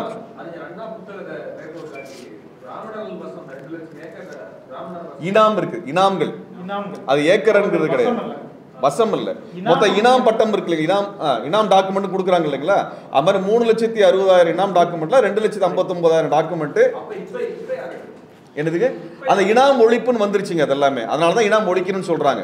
அதாவது என்னன்னா, இனாம் அப்படிங்கிறது ஒரு நிலத்தை அரசர் கொடுத்தாருன்னு சொல்லி நிறைய கேள்விப்பட்டிருப்போம். எந்த இடத்துலயுமே அரசர் நிலத்தை கொடுக்கலீங்க. நிலத்திலிருந்து அரசருக்கு சேர வேண்டிய வரி பங்கை இனாமாக, அதாவது மானியமாக அரசர் விரும்பியவர்களுக்கு கொடுத்தாரு. இப்போ அறிஞர் அண்ணா அந்த புத்தகம் எழுதும் போது பொது வேலை செய்பவர்களுக்கு கொடுக்கப்பட்டிருந்த பெரும்பாலான மானியங்கள் ஒழிக்கப்பட்டன. காவல்துறை உருவாக்கப்பட்ட போதும் பொதுப்பணித்துறை உருவாக்கப்பட்ட போதும் ஒழிக்கப்பட்டுட்டாங்க. எது மிச்சம் இருந்துச்சுன்னு பார்த்தீங்கன்னா சமய சார்புடைய இனாம்கள் தான் மிச்சம் இருந்துச்சு. ஒரு சில கிராமங்கள்ல பொது வேலைக்கான இனாம்களும் ஒழிக்காமல் இருந்தது. இப்போ அந்த காலத்துல நிறைய மன்னர்கள் என்ன பண்ணியிருந்தாங்கன்னா, பிராமணர்களுக்கு நிறைய இனாம்கள் கொடுத்துருந்தாங்க. அப்படின்னா என்னன்னா, அந்த நிலத்துல விவசாயி தான் விவசாயம் பண்ணுவாங்க, அரசுக்கு சேர்ற வரி பங்கை அரசுக்கு கொடுக்கறதுக்கு பதிலாக அந்த பிராமணத்தை கொடுத்துருவாங்க. சரிங்களா? அப்போ 3,77,000 இனாம்கள் இருந்ததுல 2,77,000 இனாம்கள் பிராமணர்களுக்கு பயன்பட்டுக்கிட்டு இருந்த இனாம்களாக இருந்தது அப்படிங்கிறது தான் அறிஞர் அண்ணாவுடைய புத்தகத்தில் குறிக்குதுங்க. ஆனா அந்த நிலத்தில் ஏற்கனவே விவசாயம் பண்ணிட்டு இருந்தாங்கல்ல மக்கள், அவங்கள்ட்ட நில உரிமை பத்திரம் இருக்குது, விக்கிர வாங்குற ஆவணம் இருக்குது, வரி கட்டின ரசீது இருக்குதுங்க. சரிங்களா? இந்த நிலங்கள் அனைத்தும் ஆங்கிலேயர் காலத்திலேயே அனுபவத்தில் இருந்தவர்களுக்கு உரிமையாக்கப்பட்டாச்சு. இனாம் ஒழிப்புங்கிறது என்னன்னா, அந்த இனாம் முறையின் மூலியமாக யாரெல்லாம் பயன்பட்டுக்கிட்டு இருந்தாங்களோ, அதாவது சமய நிறுவனங்கள், பள்ளிவாசல் ஆகட்டும், திருக்கோயில்கள் ஆகட்டும், அல்லது இந்த மாதிரி பிராமணர்கள் ஆகட்டும், புலவர்கள் ஆகட்டும், அரசு சார்ந்த யாராக இருக்கட்டும், அவர்களுக்கான பயன்பாட்டை, அவர்களுக்கு என்ன தேவையோ அதை அரசாங்கமே பார்த்து கொள்ளும்னு சொல்லி இழப்பீட்டு தொகை கொடுக்க ஆரம்பிச்சிட்டாங்க. அறநிலையத்துறைக்கு இழப்பீட்டு தொகை கொடுத்துட்டு இருக்காங்க இல்லைங்க. அந்த இழப்பீட்டு தொகை 10 மடங்கு உயர்த்தி கொடுத்ததற்கான ஜிஓ இருக்கு. 2019 உயர்த்தி கொடுத்ததற்கான ஜிஓ. இப்போ இந்த விஷயங்கள், அதாவது திருக்கோயில்கள், இது இந்த இனாம்தாரர்களாக, அதாவது பயனாளிகளாக இருந்த அனைவருக்குமான என்ன இழப்பு ஏற்படுதோ அதை அரசாங்கம் ஈடு செய்து விட்டது என்பதை எந்த நீதிமன்றங்களிலும் காட்டுறது கிடையாது. ஏன்னா அதை காட்டினாங்கன்னா அடிப்படையில் வழக்கே தோற்றுருங்க. அப்போ இந்த விஷயங்களை காட்டுறது கிடையாது. ரெண்டாவது, அந்த நிலத்தை யார் மேல ஆக்கிரமிப்பாளர்னு சொல்றாங்களோ அவங்க யாரையுமே வழக்கில் பார்ட்டியா சேர்த்துறது கிடையாது. ஒரு தீவிரவாதிக்கு அவருடைய நியாயத்தை சொல்றதுக்கு நம்ம 10 வருஷம் 20 வருஷம் ஜெயிலில் உட்கார வச்சு வழக்கு நடத்தி தான் ஒரு தீர்ப்பு எழுதுறோம். ஆனா வாயில்லா வெகுஜன மக்களுக்கு தீர்ப்பு எழுதுறதுக்கு அவங்களுடைய நியாயத்தை கேட்கறதுக்கு வாய்ப்பே கொடுக்கப்படுறதில்ல. நேரடியா நடவடிக்கை எடுக்கணும்னு ஜேசிபி தூக்கிட்டு வந்து வீட்டில் நிற்கிறது தான் முதல் முறையாக அந்த மக்களுக்கு நிறைய இடங்கள்ல தெரியுது. இப்போ நம்ம கரூர் வெண்ணமலை பகுதியினுடைய பிரச்சனைன்னு சொல்லி நம்ம பேசுவோங்க. அடிப்படையில் வழக்கு போட்டது 2018 பாதிக்கப்படக்கூடிய அங்க 2000 குடும்பங்கள் இருக்குது 510 ஏக்கர்ல. வெண்ணமலை தேவஸ்தானம் அப்படிங்கிறது ஒரு எஸ்டேட் உரிமை பெற்றிருந்த கோயில். அது ஜமீன்தார், ஆக்சுவலா அது ஜமீன்தார் ஜமீன் உரிமையை கோயிலுக்கு கொடுத்திருந்தாங்க. அதற்கான ஆவணங்கள் முழுசா இருக்கு. அந்த ஜமீன் உரிமை பெற்றிருந்த கோயிலே அனுபவத்தில் இருந்த மக்களுக்கு நிலவரி வாங்கினதுக்கான ரசீது கொடுத்திருக்கிறாங்க, பட்டா கொடுத்திருக்கிறாங்க. இது எல்லாத்தையுமே இனாமொழிக்கின் போது அந்த கோயில் தர்மகர்த்தாவா இருந்தவர் வந்து சொல்லியிருக்காரு. ஆனா இன்னைக்கு அந்த ஆவணங்களை பூரா மறைச்சிட்டு அதை எதையுமே நீதிமன்றங்களுக்கு காட்டாம, ஏன்னா அந்த பாதிக்கப்பட்ட மக்களை சேர்த்துனா அவங்க அந்த ஆவணங்களை போட்டா காட்டிடுவாங்க. அதனால சேர்த்தாம ஒருதலை பட்சமாக உத்தரவை பெற்றுக்கிட்டு அதுக்கு மேல கண்டெம்ட்னு சொல்லி வீடுகளை இடிக்கிற நடவடிக்கைகளை தான் நம்ம பார்க்கறோம். ஒன்றும் இல்லைங்க, இப்போ திருநெல்வேலியில வீடுகள் இடிக்கிறதுக்கு வந்து அங்கே ஒரு போராட்டங்கள் 10 நாளாக நடந்துருக்கு. இந்த போராட்டங்கள் அப்படிங்கிறது தமிழகத்தின் முழுமையான பகுதிகளில் நடக்குது. ஒன்றும் இல்லைங்க, வேதாரண்யேஸ்வர சாமி தேவஸ்தானம் வேதாரண்யம் 12,885 ஏக்கர் பகுதி கொண்ட அது ஜமீன். அந்த தேவஸ்தானம் ஜமீன் உரிமை பெற்றிருந்தது. அந்த தேவஸ்தானத்தினுடைய ஜமீன் உரிமையை 1948 ஜமீன் ஒழிப்பு சட்டத்தில் தான் ஒழிச்சிருக்கணும். ஆனால் அதில் ஒழிக்கல. எதில் ஒழிச்சாங்கன்னா 1963 சிறு இனாம் பெரிய இனாம் இது ரெண்டுலேயும் ஒழிக்கிறாங்க. இது ரெண்டுலேயும் ஒழிக்கும் போது பார்த்தீங்கன்னா அந்த நிலத்தில் அனுபவத்தில் இருந்த மக்கள் 1695 ஓலைச்சுவடி டாக்குமெண்டே அவங்க வச்சிருக்காங்க. அந்த மக்கள் 1930 நீதிமன்றத்தில் ஏலம் எடுத்த சொத்து அதில் இருக்குது. இந்த சொத்துக்களுக்கு எல்லாம் எதுக்குமே பட்டா கொடுக்கல. ஒரு 10% மட்டும்தான் பட்டா கொடுத்துருக்காங்க, மிச்சம் எதுக்குமே பட்டா கொடுக்கல.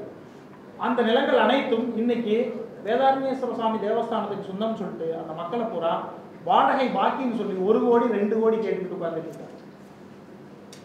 முழுமையாக வாயில்லாத அந்த அறியாத இயலாத மக்களை ஒன்று அறியாதனா இந்த சட்டங்களினுடைய நுணுக்கங்கள் நில வரலாறுகள்லாம் எல்லாருமே எடுக்கிறதே. இப்போ நம்ம இனாம் ஆணையம் புத்தகம் ஆங்கிலேயர் காலத்தில் இந்த இனாம் நிலங்களை கூட எப்படி நிர்வகிச்சாங்க அப்படிங்கிறதுக்கான முழு குறிப்பை அவங்க வச்சிருக்காங்க. அதெல்லாம் சாதாரண மக்கள் எடுத்து ஆக்சஸ் பண்றதுக்கே அவங்களுக்கு அந்த வழக்கு முடிச்சு போய் அவங்களுக்கு தூக்கி வெளியே போட்டுருவாங்க. ஒன்றும் இல்லைங்க, கரூருக்கு அந்த டாக்குமெண்ட் ரெடி பண்ணியிருக்கோம். அந்த டாக்குமெண்ட் ரெடி பண்ணும்போது 2020-21 தான் ரெடி பண்ணோம். வழக்கு முடிச்சது 2019. இந்த மக்களுடைய நியாயத்தை சொல்வதற்கே வாய்ப்பு கொடுக்கப்படுவதில்லை. நீதிபதிகளும் நிறைய நீதிபதிகள் நான் சாமிக்கு எதிராக தீர்ப்பு சொல்ல மாட்டேன்.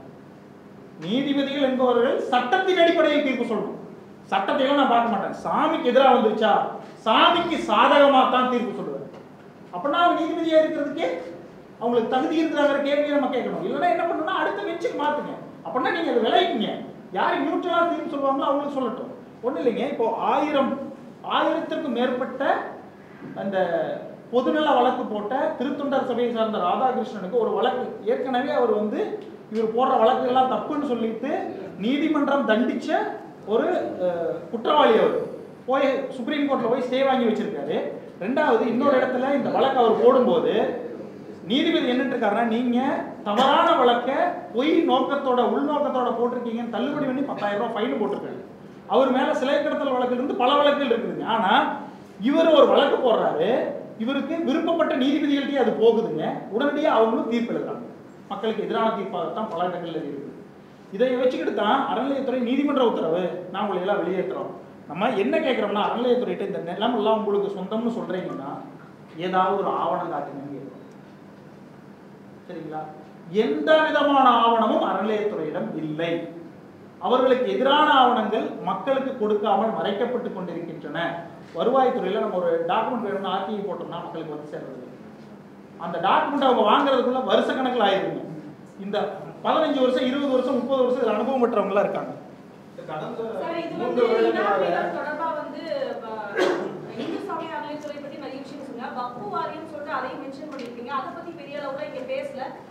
அதாவது பிரச்சனை ரெண்டுமே ஒண்ணுதானுங்க. இனாம் வகைப்பாட்டு நிலம் என்ன பயன்பாட்டுக்கு கொடுக்கப்பட்டிருந்ததுன்னா, இந்து மன்னர்களா இருந்ததுன்னா இந்து கோயில்கள் கட்டுவாங்க.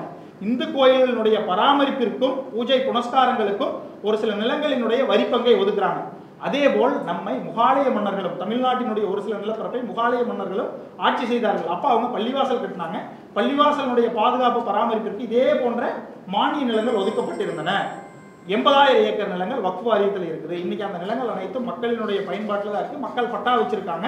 ஆனா அவங்களுக்கு இன்னைக்கு பத்திரப்பதிவுக்கு தடை, பத்திரம் பதிய முடியறது இல்லை. நீதிமன்ற உத்தரவையே வாங்கிட்டு வந்தாலும் பத்திரம் பதிய முடியறது கிடையாது. இந்த நிலத்தில் இருக்கிற ஒவ்வொருத்தரும் நீதிமன்றங்களுக்கு பல முறை அலைந்து கொண்டே இருக்கிறார்கள். ஆனால் அவர்களுக்கு தீர்வு வந்த பாடில்லை. அரசு கொள்கை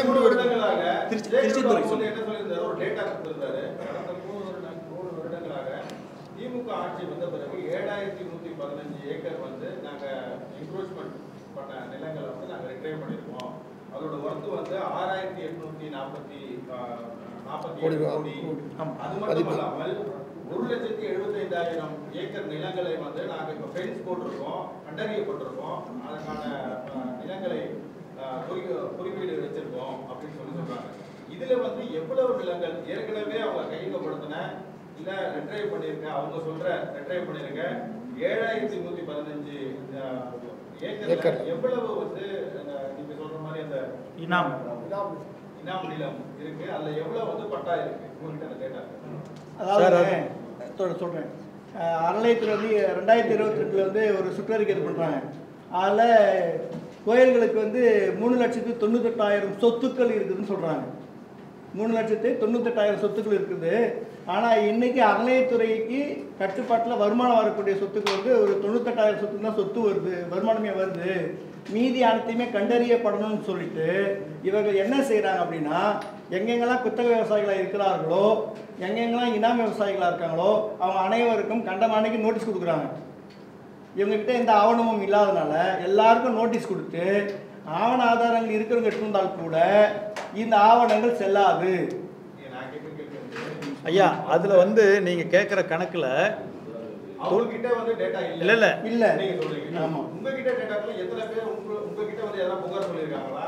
எங்களுடைய இனாம் நிலம் வந்து அவங்க ஐயா இதுல அதாவது பயனாளிகள் வந்து பயனாளிகளோட நாங்கள் இருக்கிறோம். பயனாளிகளாக இருக்கிற விவசாயிகள் வந்து சொல்கிறாங்க, நாங்கள் தலைமுறை இங்கே தான் இருக்கிறோம். இன்றைக்கி வந்து இது அறநிலையத்துறையிலேருந்து நோட்டீஸ் கொடுக்குறாங்க எங்களுக்குன்னு சொல்லிட்டு அப்படின்னு சொல்லிட்டு பயனாளிகள் வந்து கேட்குறாங்க. அது கலெக்டிவாக பாதிக்கப்பட்டது சில்லறையாக கலெக்டிவாக இருக்கு. அதில் எவ்வளவு வந்து இனாம் நிலம்ன்றத ஐயா அவர் அறநிலைத்துறை சார்பில் சொல்லக்கூடிய அந்த 6,900 ஏக்கர் 100 ஏக்கர் எல்லாம் 95% அதெல்லாம் இனாம் நிலம், கோவில் நிலமே அதெல்லாம் அல்ல.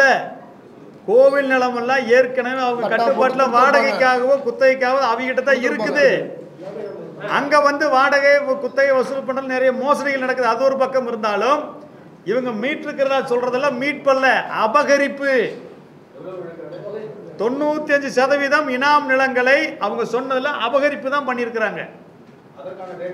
ஆவணங்கள் முழுக்க அவங்ககிட்ட இருக்குது, வெளியிட சொல்லுங்க. அதையும் 1912 RSR எடுத்து பொருத்தி பார்த்தா வேலை முடிச்சு போச்சு. அவ்வளவுதான். இது ஒரு பெரிய விஷயமே இல்லை. இதை வெளியிடுங்கிறத நாங்க கேட்கிறோம் ஒவ்வொரு முறையும் அறநிலைத்துறை கிட்ட. இனாம் நிலம் தானே அது பூரா வெளியிடுங்கன்னு கேட்குறேன். இல்லை இல்லை கோவில் நிலம்ங்கிறாங்க. கோவில் நிலம் அப்படிங்கிற ஒரு சட்டம் இருக்கா? கிடையாது. கோவில் நிலத்தை பாதுகாக்கிறதுக்கு சொத்துக்களை பாருங்க தனி அறநிலைத்துறை சட்டம் தான் இருக்கிறது. இது கோவில் நிலங்கள் அப்படி டிக்ளேர் பண்ண சட்ட வகைப்பாடே கிடையாது. தனிநபர்கள் எழுதி கொடுத்தது பட்டா இருக்குது, அது பத்திரம் வச்சிருக்கிறாங்க, கோவில் பேர் எழுதி கொடுத்துருக்குறாங்க, ஆக சாமி பேர் எழுதி கொடுத்துருக்குறாங்க. அந்த பத்திரங்களை வச்சு இது கோயிலுக்கு இன்னும் இந்த காலத்தில் எழுதி கொடுத்துருக்காங்க, இதுக்கு பத்திரம் இருக்குது, தான பத்திரம் இருக்கு, கரை பத்திரம் இருக்கு, அதன் அடிப்படையில் மீட்கிறோம்னு சொன்னா அது கோவில் நிலம் மீட்பு. அதில் நாங்கள் தலையிட முடியாது, யாரும் கேட்கவும் முடியாது, அதில் அடங்காது. அரசர் காலத்தில் கொடுத்தேன்னு சொல்றது எல்லாமே இனாம் நிலம். ஆக முழுக்க முழுக்க இவர்கள் இனாம் நிலத்தை அபகரித்துக் கொண்டிருக்கிறார்கள். பேர் என்ன வச்சிருக்காங்கன்னா, நாங்க 6,500 ஏக்கர் மீட்டுட்டோம், 7,000 கோடி சொத்துல மீட்டோங்கிறாங்க. இது முழுக்க முழுக்க அபகரிப்பு. பொதுவாக அடிக்கட்டு மக்கள் பிரச்சனைனா வந்து கம்யூனிஸ்ட் கட்சி தான் வந்து போராட்டத்தை முன்னெடுக்க எல்லாம் பண்ணுவாங்க. கடந்த 3 வருஷமா ஒன்றிய அரசுக்கு எதிரான கோஷங்கள் தான் நிறைய பார்க்க முடியுது. இந்த விஷயத்துல கம்யூனிஸ்ட் கட்சி வந்து முன்னெடுப்பு பண்ணுங்கிறது நம்பிக்கை உங்களுக்கு இருக்குதா? இல்ல கம்யூனிஸ்ட்லாம் வந்திருக்காங்க. நாங்க வந்து ஒரு பொதுவான விவசாய சங்கம். தொடர்ச்சியாக கம்யூனிஸ்ட் கட்சி சிபிஐயும் சரி சிபிஎம்மும் சரி தொடர்ச்சியாக 2004 இதுக்காக குரல் கொடுத்துருக்காங்க, போராடிட்டு இருக்காங்க. இன்னைக்கு இந்த விஷயம் விஸ்வரூபம் எடுத்துட்டு இருக்குது. பல சட்ட திருத்தங்களை எடுத்து வருவதற்காக அரசாணைகள் கடந்த திமுக ஆட்சியில் வெளியிடப்பட்டது. இப்போ அதெல்லாம் கூட தூக்கி போட்டுட்டு நீதிமன்ற உத்தரவின் அடிப்படையில் இந்த விஷயங்கள் வந்து முன்னெடுக்கப்பட்டிருக்குது. கம்யூனிஸ்டுகள் தொடர்ச்சியாக போராடி கொண்டிருக்கிறார்கள். நடுநிலைமையான விவசாய சங்கம் நாங்க எந்த கட்சி அந்த கட்சி சார்புடையவங்க அல்ல. இந்த நிலத்தில் இருக்கிற மக்களை பாதுகாக்கிறதுக்கு அவங்க 15 வருஷத்துக்கு முன்னாடி 2 அமைப்புகளை தொடங்கி ஒவ்வொரு கம்யூனிஸ்ட் கட்சியும் நீண்ட காலமாக பணியாற்றி கொண்டிருக்கிறார்கள். தோழர் திருமுருகன் காந்தி பிறவி கம்யூனிஸ்ட், நானும் கம்யூனிஸ்ட் தான். செய்தியில முக்கியமானதுங்க, அமைச்சர்கிட்ட போய் முறையிடுறாங்க, முதல்வர் சந்திச்சு கோரிக்கை வைக்கிறாங்க, சரியாக செயல்பட்டு கொண்டிருக்கிறார்கள். அதுல எந்த மாற்று கருத்தும் இல்லை. அதாவது பாலிசி மேக்கிங்ல ஒரு நிமிஷம் பாலிசி மேக்கிங்ல தமிழ்நாடு அரசு ஏற்கனவே அறிஞர் அண்ணா காலத்திலிருந்து திராவிட மாடல் அரசு என்று சொல்லக்கூடிய இந்த அரசு இப்போ எடுக்கிற முடிவு அந்த திராவிட மாடலுக்கு எதிராக இருக்குது. நீதிமன்றங்கள் சொல்வதை கேட்பதற்கு ஒரு அரசா? அரசு கொள்கை முடிவெடுக்க வேண்டும் என்பதுதான் எங்களுடைய கோரிக்கை. இனாம் ஒழிப்பு என்பது 2 வகையை நம்ம பார்க்கணும். பார்ப்பனர்கிட்ட இருந்த மொத்தமாக இருந்த நிலங்களை எடுத்து பிரித்து கொடுக்கறது ஒன்று, இன்னொன்று ஊழியம் செய்தவர்களுக்கு அந்த அடிமைத்தனத்திலிருந்து அவர்களை விலக்கி அந்த நிலத்திற்கு உரிமைதாரர்களாக மாற்றுவதுதான் அந்த கொள்கை முடிவு. அந்த முடிவுக்கு நேர்மாறாக இன்று இந்த அரசு அறநிலையத்துறை நடந்து கொள்கிறது என்பதுதான் எங்களுடைய பெரும் குற்றச்சாட்டு. எனவே உழுபவனுக்கே நிலம் சொந்தம் என்கிற முழக்கத்தை முன்வைத்த பேரறிஞர் அண்ணா திராவிட மாடல் முழக்கத்தை இந்த அரசு மறந்துவிட்டு இந்த முடிவை அதிகாரிகள் வழியாக அல்லது அரசுக்கு அப்பாற்பட்டு நீதிமன்றம் சொல்லிவிட்டது என்று முடித்து வைப்பதை ஏற்க முடியாது. நீதிமன்றத்தை தாண்டி முடிவெடுப்பதற்கு, அரசு கொள்கை முடிவெடுப்பதற்கு தான் சட்டமன்றம் இருக்குது. நீங்க இருக்கீங்க, முடிவெடுக்க தான் இப்ப கேட்கறாங்க. இல்ல அடிப்படையா இல்லைங்க, அதுதான் சொல்றேன். இப்போ என்னன்னா, ஒன்று அரசு கொள்கை உத்தரவு போடணும். இந்த கொள்கை புதுசாக உருவாக்கணும்னு நான் கேட்கல. ஏற்கனவே உங்கள் கட்சியில் இருக்கக்கூடிய கொள்கை தான். அந்த கொள்கை நடைமுறைப்படுத்துறதுக்கு பல வழிகாட்டுதலில் சட்டங்கள்லாம் வந்துருச்சு. இப்போ அந்த வழிகாட்டுதலேருந்து விலகி போறீங்க, விலகி அதிகாரிகளும் இந்த இதுக்கு துணை போகிறாங்க. இந்த சமயத்தில் அவங்க என்ன பண்ணுறாங்கன்னா, நீதிமன்றத்தின் துணையை எடுத்து கொண்டு வந்து நீதிமன்ற உத்தரவு என்கின்ற பெயரில் நடைமுறைப்படுத்துகிறாங்க. அப்போ லெஜிஸ்லேட்டிவை பைபாஸ் பண்ணுறதுன்னு சொல்கிறாங்க இல்லையா? மக்களாட்சி முறையை நீங்கள் என்ன பண்ணுறீங்க, கடந்து நீதிமன்ற உத்தரவு வாங்கி கொண்டு வந்து எல்லாத்தையும் நடைமுறைப்படுத்துறதுன்னு. இப்போ அனகாபுத்தூரில் நிலத்தையோ அல்லது வேளச்சேரி நிலத்தை எடுக்கிறனா அந்த நிலம் அந்த மக்கள் பயன்பாட்டில் இருக்குன்னு அங்கே இருக்க எம்எல்ஏக்கு தெரியும், அங்கே இருக்க லோக்கல் கவுன்சில் எல்லாம் தெரியும். அந்த அடிப்படையில் திமுக அரசு ஒரு கொள்கை முடிவு எடுத்து இந்த இடத்துல மக்கள் வசிக்கிட்டுன்னு சொல்லி பட்டா கொடுத்துட்டு போகிறல என்ன தப்பு? அதை கொடுக்காம என்ன பண்ணுறாங்கன்னா, அங்கேருந்து யாரோ ஒருத்தர் வழக்கு போட சொல்கிறது. அந்த வழக்கு போட்ட உடனே அந்த அவங்களுக்கு தேவைக்காக ஒரு அப்பார்ட்மெண்ட்டுக்கு போகிறதுக்கு வழி வேணுங்கிறதுக்காக இதெல்லாம் ஆக்கிரமிப்பு அந்த வீடுகளை இடிக்கணும்னு சொல்லி ஒரு பொதுநல வழக்கு போடுறது. அதிகாரிகள் என்ன பண்ணுறாங்க, அதுக்கு துணையாக டாக்குமெண்ட் இதெல்லாம் ஆக்கிரமிப்பு கொண்டு போய் கொடுக்கறது. சரிங்களா? இப்போ அனகாபுத்தூர் என்ன பண்ணாங்க, பிடபிள்யூடி இதான் ஆத்தங்கரைன்னு கல் நட்டு போயிருக்கிறாங்க. ஆனால் அரசு அதிகாரி என்ன பண்ணியிருக்காங்க, அதுலேருந்து 100-150 மீட்டர் தள்ளி இருக்கக்கூடிய வீடுகளை கூட ஆக்கிரமிப்பு ஆத்தங்கரைன்னு சொல்லி ஆவணத்தை கொண்டு போய் நீதிமன்றத்தில் போடுறாங்க. இப்போ பிடபிள்யூடி ரெஸ்பாண்ட் பண்ணுறது இல்லை. புரியுதுங்களா? இந்த அதிகாரி போய் போடுறத வச்சுக்கிட்டு நீதிமன்ற உத்தரவு வருது. நீதிபதி இதுக்குள்ளே போய் விசாரிக்கணும்னு கேட்குறதுனால கேட்குறோம். அப்போ நீதிமன்ற உத்தரவு வந்துருச்சுங்க, நாங்கள் ஒன்றும் பண்ண முடியாதுங்க, எம்எல்ஏ தலையிடாதீங்க, மேயர் தலையிடாதீங்க, அமைச்சர்கள் தலையிடாதீங்க, நீதிமன்ற உத்தரவு நாங்கள் ஒன்றும் பண்ண முடியாது, நான் நடைமுறைப்படுத்தணும்னு சொல்லி நேராக அதிகாரிகள் நேராக வந்து வீட்டு அடிச்சிடுறாங்க. இது நடந்துக்கிட்டே இருக்குது. இப்போ நம்ம என்ன கேட்குறோன்னா, அரசுக்கு கொள்கை முடிவு எடுக்கக்கூடிய அதிகாரம் இருக்கா இல்லையா, அல்லது நாட்டை நடத்துவது நீதிமன்றமா யார்? அதிகாரிகளும் நீதிமன்றமும் சேர்ந்துக்கிட்டு இதை பண்ணுறாங்க. நீதிமன்றத்துக்கு கொடுக்கக்கூடிய தகவல் அடிப்படையில் நீதிமன்றம் உத்தரவு கொடுக்குது. இந்த அதிகாரிகள் முறையான தகவலை கொடுக்கறதுல பாதி தகவலை மறைச்சிடுறாங்க, பொய்யா கொடுத்துட்றாங்க. இந்த அதிகாரிகளை கேள்வி கேட்க வேண்டிய எம்எல்ஏக்கள் கேள்வி கேட்கறது இல்லை. இதுதான் பிரச்சனைங்க, இதுதான் பிரச்சனை அடிப்படையில். அதனால என்ன பண்ணுறாங்க, நீதிமன்ற உத்தரவு வாங்கிட்டு வந்துடுறாங்க. இது வந்து சாதாரண மக்களுக்கு என்ன ஆயிருதுன்னா, இன்னொரு பக்கத்தில் சாதாரண மக்கள் நம்ம நோட்டீஸ் வந்த உடனே நீதிமன்றத்துக்கு எடுத்து ஓடிடுறாங்க. அவங்க யாரோ தெரிஞ்ச வழக்கறிஞர் வைக்கிறாங்க, அவருக்கு இது வழக்காடலாம் முடியாது. ஏன்னா அதிகாரிகளை மீறி வழக்காடுற அளவுக்கு ஒரு வழக்கை வச்சு ஒரு வழக்கறிஞர் வைக்க முடியல. இந்த மாதிரி சிக்கல்னால எத்தனை லட்சம் பேர் வீட்டு இல்லாமல் வெளியே போறாங்க.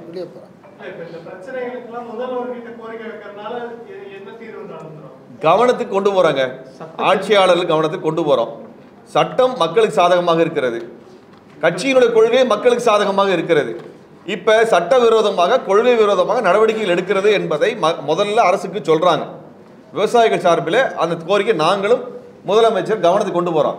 இதுக்கு பிறகும் நடவடிக்கை எடுக்கவில்லை என்றால் நாங்கள் பேசி அதற்கான முடிவுகள் எடுக்க வேண்டியது. ஏற்கனவே சந்திச்சாச்சுங்க. சந்திச்சாச்சு, கட்சிகள் சார்பாக சந்திச்சாச்சு, அமைச்சர்கிட்ட சந்திச்சாச்சு, சட்டமன்ற உறுப்பினர்கள் சந்திச்சாச்சு. ஆனால் தீர்வு வரும் சொல்லிருக்காங்க தவிர 3 ஆண்டுகள் கடந்த பின்னும் எந்த தீர்வும் கிடையாது. எல்லாமே கடப்பில் போட்டு அப்படியே இருக்குது. அறநிலையத்துறை ஆணையரிடம் பேசியாச்சு. ஆனால் எங்குமே இதுக்கான தீர்வே வெளியே வரல. வாடகை நிர்ணய குழுன்னு வச்சாங்க, சொத்துக்களை நிர்வகிக்கிறது பற்றியான விஷயம் வச்சாங்க, 4 பேர் கொண்ட குழுன்னு அமைச்சாங்க, நேரடியாக எங்களை கேட்டாங்க, ஆவண அறிக்கையே கொடுத்தோம், அப்படியே தயாரித்து கடப்பில் போடப்பட்டிருக்கா தவிர வேறு எதுவுமே நடக்குது. அடிப்படையில் ஒன்றே ஒன்று தாங்க, இந்த சமூக நீதி மாடல் அப்படின்னா ஏழை எளிய மக்கள் சார்பாக, விவசாயிகள் சார்பாக அரசு இயங்கணும். ஆனால் இது சனாதனத்திற்கு சார்பாக இயங்கக்கூடியதாக இருக்கிறது. அதை தான் நாங்கள் தெரிவிக்க விரும்புகிறோம். அதான் அறிஞர் அண்ணாவுடைய புத்தகத்தை எடுத்துக்கொண்டாந்து நாங்கள் காமிக்கிறதுக்கான காரணமும் இனாமுக்கு பின்னணியில் இருக்கக்கூடிய அரசியலும் அதான் நாங்கள் சொல்ல விரும்புகிறோம். ஆகவே இதை பெரியாரிய தோழர்கள், திராவிட இயக்க தோழர்கள் கவனத்தில் எடுத்துக்கொண்டு அரசிற்கு உரிய வகையில் அழுத்தம் கொடுக்க வேண்டும். திமுக அரசில் இருக்கக்கூடிய பெரியாரிய நண்பர்கள் இதை கணக்கில் எடுத்துக்கொண்டு இந்த அநீதிக்கு உடனடியாக முடிவு கட்ட வேண்டும் என்பதான் கோரிக்கை. இல்லை, இப்பவே நோட்டீஸ் வந்துகிட்டே இருக்குது. ஐயா தொடர்ந்து இயங்கிக்கிட்டு இருக்கிறவங்க ஆமாம் ஆமாம் இந்து அறநிலையத்துறை